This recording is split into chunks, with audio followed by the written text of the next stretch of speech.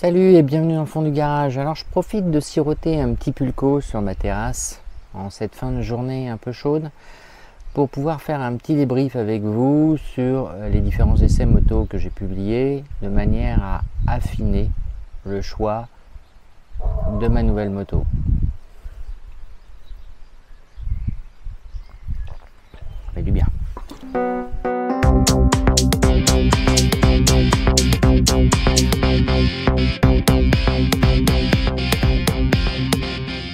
Alors déjà, avant toute chose, je tiens à m'excuser pour l'essai de l'Indian qui a été complètement foiré. Je l'ai publié juste parce que j'avais fait la vidéo et je me suis dit que malgré tout, avoir un retour sur un 1800, ça pouvait être sympa. Il s'avère qu'effectivement, entre le prix et le non-confort en fait, du passager, c'est sûr que je ne prendrai pas cette moto. Et de manière plus globale, même si j'adore la marque Indian à travers ma bobber, les prix ayant tellement augmenté, je pense pas que je serai tout de suite à nouveau client chez eux, à moins de prendre directement une occasion. Et c'est vrai que c'est peut-être plus ce qui arrivera dans le futur.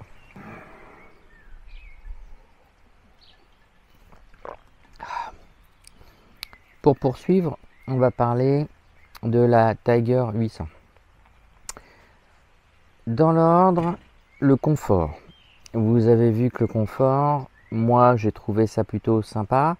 La selle qui était refaite pour l'occasion ne me plaisait pas. Elle m'a fait un peu mal, elle était un peu ferme. Ma fille a pas trop apprécié non plus, même si on ne le voit pas, mais en fait en off, quand on en a parlé un peu plus tard, elle a senti que c'était compliqué de rester dessus longtemps. La position est très sportive, on est assez haut, enfin le passager est beaucoup plus haut que le conducteur. Le décalage est beaucoup plus important que sur une moto, on va dire, de type trail ou routière, ce qui fait que sur ce confort-là, c'est compliqué. Les suspensions sont très bonnes, on n'était pas trop mal réglé. Je pense que globalement, on doit pouvoir bien rouler avec ça. J'ai pas senti de coup de raquette ou quoi que ce soit comme j'ai pu avoir sur la bobber au début avec des suspensions ultra rudes, ultra raides. Ma fille n'a pas eu de ressenti comme ça, donc c'était plutôt pas mal. Concernant le design, j'aime beaucoup le design de cette moto, elle est vraiment très belle. Je peux pas nier que vraiment ça me plaît beaucoup. La couleur en plus en bleu j'aime beaucoup, donc parlons du moteur. Le moteur, par contre, là, c'est pas la même chose. Le moteur, bien qu'il soit présent, dynamique, il hurle en fait. Il faut le pousser dans ses retranchements pour avoir quelque chose qui soit plaisant. Pour moi, j'ai pas apprécié du tout d'être obligé de mettre l'accélérateur dans l'angle pour remonter ou de tomber un rapport pour doubler sur une voie rapide. C'est quelque chose qui m'a pas enfin, ça m'a pas plu au point que à la fin en fait j'avais toujours un rapport en bas, un rapport plus bas, même quand j'aurais pu être en sixième, j'étais en cinquième voire en quatrième sur les routes à 80-90 pour vraiment avoir si au besoin une reprise.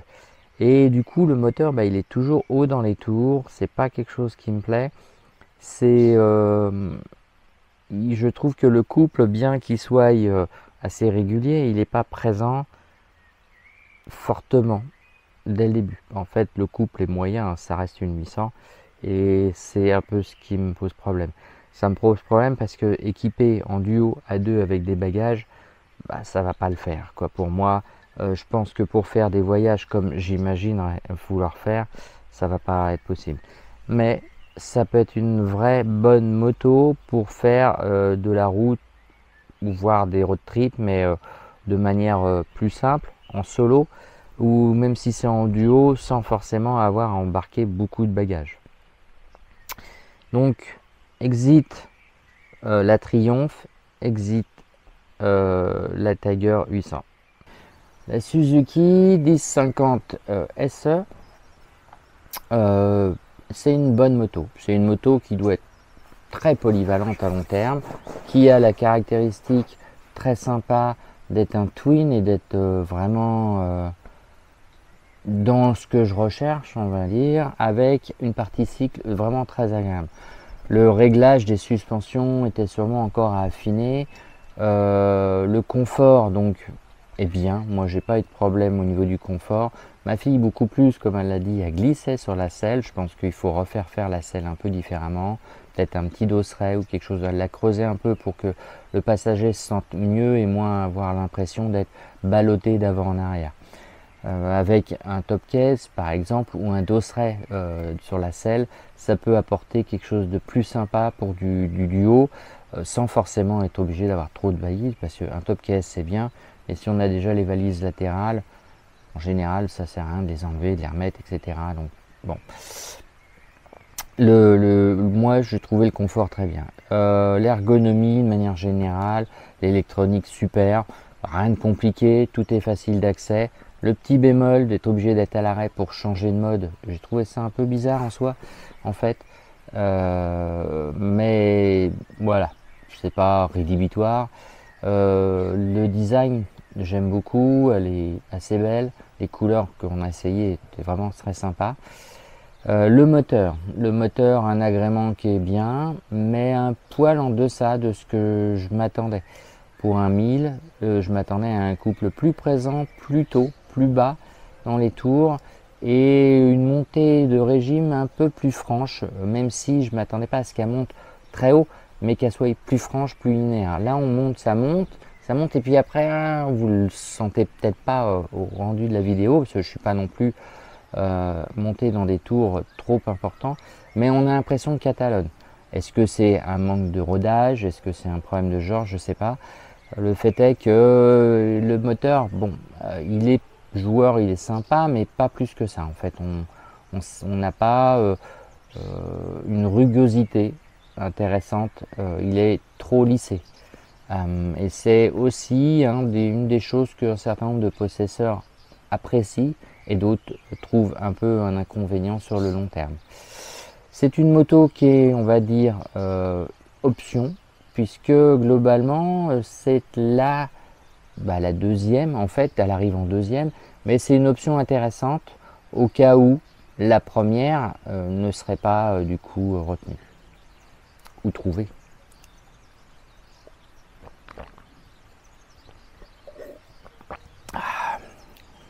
Parlons maintenant de la dernière option. Il s'agit bien sûr de Moto Guzzi avec la Stelvio, mais aussi potentiellement la Mandello. J'ai essayé la Stelvio par deux fois.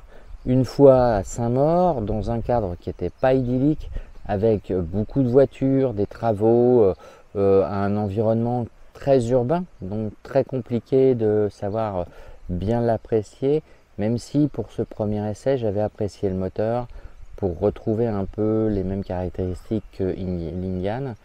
Et sa montée en régime, son couple, sa rugosité, une boîte présente. Certains trouvent qu'elle est dure à passer, ce qui n'est pas tout à fait faux, mais on sait qu'on a passé les vitesses et ouais, j'aime bien ce côté un petit peu rustique, pas trop lisse, bien, moderne mais pas trop, vraiment bien équilibré. Le confort, donc que j'ai pu tester vraiment que sur le deuxième essai du côté d'Orléans, donc sur la concession d'Orléans, très belle concession, super accueil, zone très agréable si on a besoin de rester parce qu'il y a une zone pour les motards. Si on arrive et qu'il pleut, qu'on veut faire réviser la moto, on peut se mettre tranquille en attendant de faire révision. Donc la concession, un bon point. L'essai donc sur Orléans m'a apporté confirmation de son confort. Très bonne moto à ce niveau-là.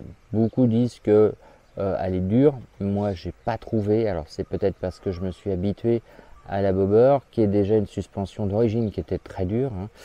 Donc je me suis habitué à ça. Donc quand je suis monté sur la Stelvio, on est vraiment suspendu.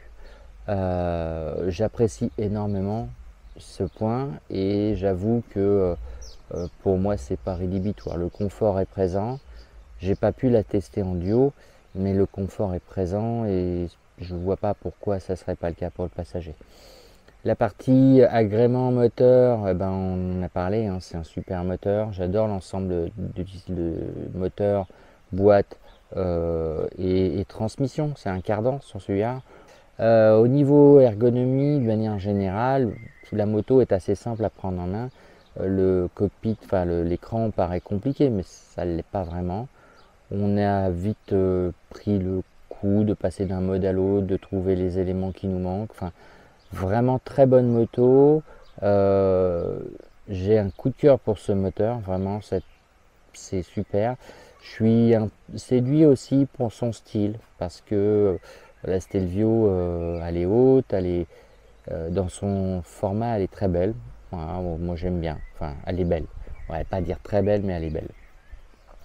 Et maintenant, dans Guzzi, il y a aussi la Mandello, que j'ai essayé, elle, en duo, avec ma femme, et qui l'a très bien apprécié. En fait, elle a trouvé ça vraiment sympa, un essai qui l'a séduit, clairement, mais en même temps, elle a trouvé un peu un retour sur ce qu'on avait avec le VFR, avec un confort qui était revenu, une position qui lui satisfaisait.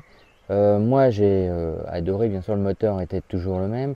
Et globalement, le seul point qui me bloque, c'est plutôt la position de conduite, qui sont un peu en avant, où j'ai retrouvé un peu ce problème que j'avais sur les poignets, et le manque de protection lié à la bulle, où j'avais pas vraiment de bonne position. Donc on est bien protégé au niveau du thorax, mais absolument pas trop au niveau du casque.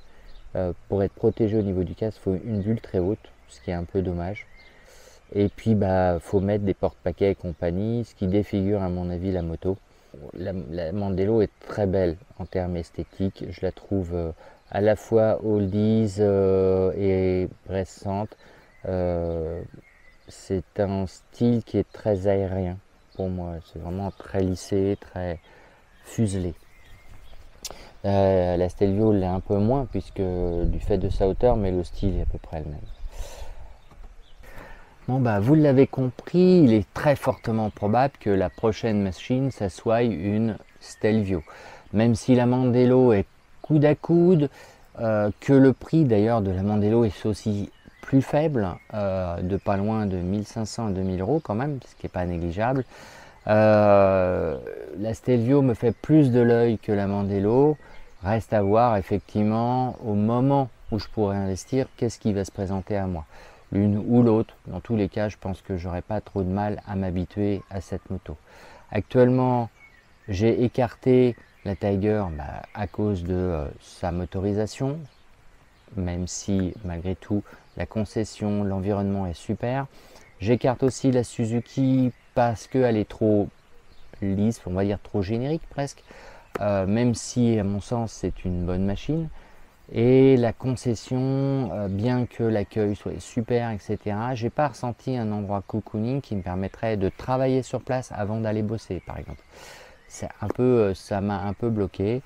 Guzzi, il y a un endroit sympa, Melun, l'environnement est bien, etc. Et en plus, j'ai aussi une concession pas excessivement loin sur Paris du travail. Et du coup, je pourrais potentiellement la déposer en révision sur Paris si je veux et aller au boulot après. Il y a aussi cet avantage-là. J'ai le même sur Triumph et Suzuki, mais voilà, j'ai ce point de vue qui m'intéresse. Globalement, mon choix est assez arrêté, je pense. Je pense pas que j'essaierai la Tiger 900 parce que même si le premier essai m'avait montré que motorisation était vraiment sympa, j'ai pas de coup de cœur. Maintenant, je regrette pas non plus mon coup de cœur sur Guzzi, clairement. C'est une marque que je connaissais que de loin, de très loin. Hein, ça reste une marque assez emblématique. Et c'est aussi ça que je voulais, c'est trouver une marque un peu iconique, avec des clubs, des environnements, des gens qui sont assez passionnés par cette marque, pour lequel on peut justement avoir des rencontres sympas. Voilà, je pense que Moto Guzzi est la prochaine marque. Quant à savoir si ça sera une Stelvio ou une Mandello, bon, bah vous verrez ça hein, quand mon Indian sera vendu. D'ailleurs, à ce point, si vous êtes intéressé par l'Indian, n'hésitez pas, hein, je mettrai les liens dans la description. Il y a 2 annonces sur le Bon Coin et la centrale. Voilà, au cas où, si ça peut intéresser quelqu'un, ma foi. Alors voilà, ma petite conclusion. J'espère que pour vous, ça aurait été sympa aussi, comme pour moi. Vous avez passé un bon moment. J'espère pouvoir vous retrouver rapidement. J'ai d'autres vidéos en tête. Pas forcément sur la moto, mais sur d'autres sujets, comme pour la CNC par exemple. En tout cas, je vous souhaite un joyeux solstice, du moins un début d'été bien sympathique. Les grandes vacances arrivent, donc profitez bien, prenez soin de vous et éclatez-vous, sortez, profitez de la vie et à bientôt. Ciao dans le fond du garage. Oh.